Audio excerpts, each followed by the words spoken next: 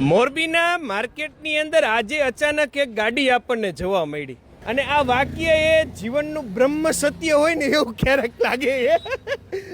પત્ની ખુશ તો પરિવાર ખુશ, વાઇફ ઇઝ ગોડ, બીવી સે બહેસ, જિંદગી તહસ નહસ. અને ગાડીની અંદર આ બધા મહાનુભાવો છે. ગાડી આ ભાઈની છે.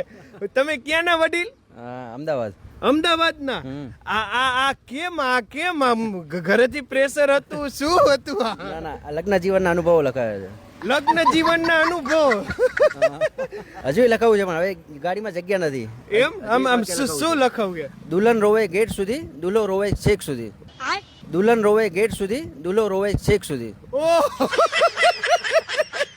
અરે એવું કઈ અંદરથી આમ દુઃખ છે કે આમ શોખ છે? ના ના, શોખ છે આવું એમ લખાવાનો. બરાબર. એમને ઘરના કહેતા નથી કે હા હરિયામાં જાવ તો કેવરાવતું ના નથી? ના, પરમિશન લઈ લીધી છે. પરમિશન લઈને જ લગાવી.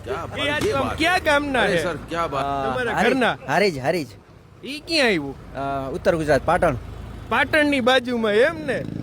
પાટણના પટોળા વખણાય છે પણ પત્નીઓ આટલી બધી વખણાય કે પતિઓને વાક્યો લખવા પડે. ઈ ગજબ કહેવાય. कैसे लोग रहते हैं यार यहाँ पर. અમદાવાદ નારણપુરા ભાઈ રહે છે અને ત્રિમંદિરે દર્શન કરવા માટે આવ્યા છે ને એની ગાડીની પાછળ આ 3 વાક્યો લખેલા છે. આવતા જતા વ્યક્તિઓ ખરેખર જો આ સમજી જાય તો ઘણા બધા દુઃખો એને મટી જાય. આપનો ખૂબ ખૂબ આભાર. મોરબીમાં મોરબી વાસીઓ વતી આપનો અમે હાર્દિક સ્વાગત કરીએ છીએ. આપની યાત્રા શુભ મંગલ રહે. અને ઓલું ચોથું વાક્ય ક્યાંક આમાં જગ્યા કરીને નમાઈ જાય એના માટે બીજી ગાડી લેવી પડશે. એમ ને? બીજી ગાડી લઈને બીજું વાક્ય તમારું હમાઈ જાય એવી શુભકામના. Thank you so much. Thank you.